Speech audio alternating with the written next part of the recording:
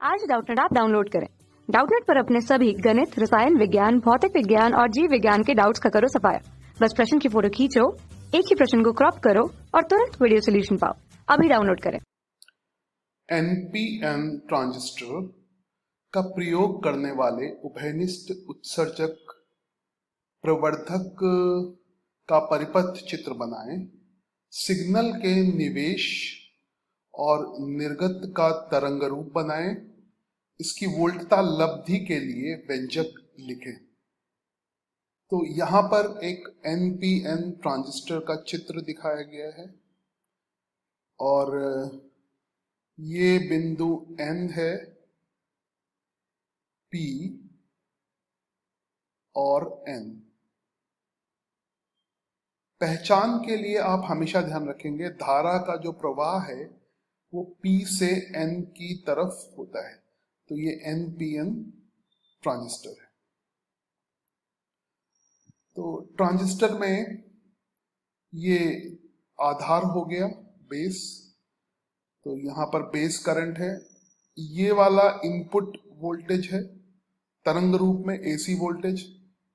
यहां पे एक संधारित्र लगा है जो उसको एसी को डीसी में बदल देता है, क्योंकि जो ट्रांजिस्टर है वो डीसी के लिए ही काम करेगा, एसी में काम नहीं करेगा। तो अगर हमने एसी इनपुट दिया है तो एक संधारित्र की मदद से हम उसको डीसी में बदल देंगे।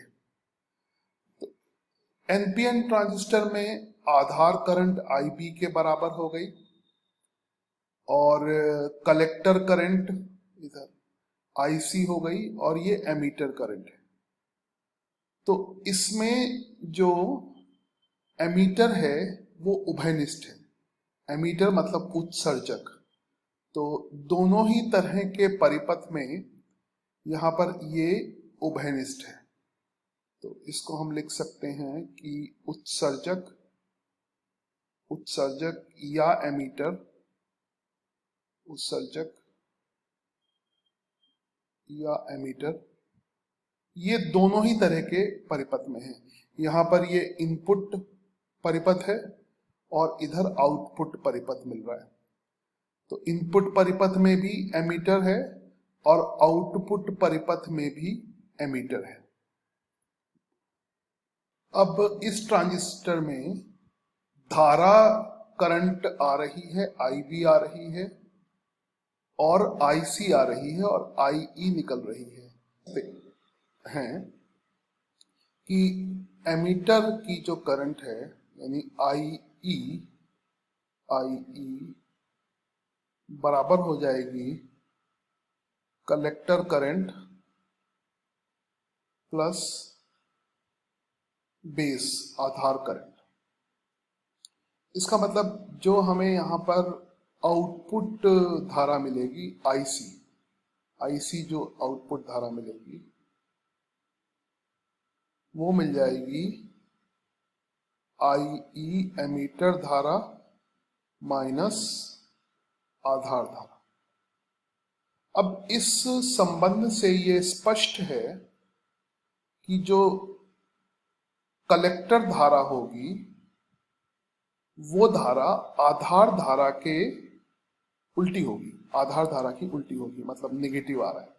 अगर हम एमीटर की धारा को नियत कर दें, इसको फिक्स कर दें, तो कलेक्टर माइनस आईबी के बराबर होगी। और दूसरी चीज कि आईबी में आप थोड़ा सा परिवर्तन करेंगे तो कलेक्टर धारा में बहुत अधिक परिवर्तन हो जाता है, क्योंकि किसी भी एनपीएन ट्रांजिस्टर में बेस धारा या आधार धारा का जो मान है वो कलेक्टर धारा की तुलना में बहुत कम होता है। अब इस तथ्य से इसका तरंग रूप समझ सकते हो कि अगर यहाँ पर जो बेस धारा है उसका तरंग रूप ऐसे है, ऊपर की तरफ धन साइकिल है, तब जो बेस धारा होगी, जब जो कलेक्टर धारा होगी, अगर बेस धारा की धन साइकिल है तो कलेक्टर धारा की ऋण साइकिल आएगी।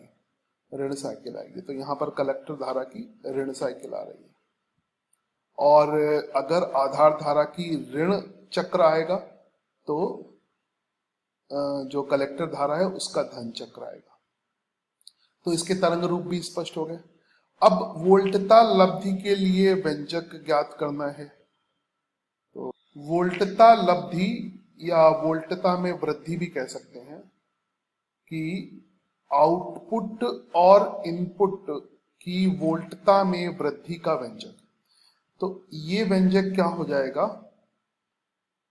ये हो जाएगा कलेक्टर करंट में वृद्धि डेल्टा IC बटे आधार धारा में वृद्धि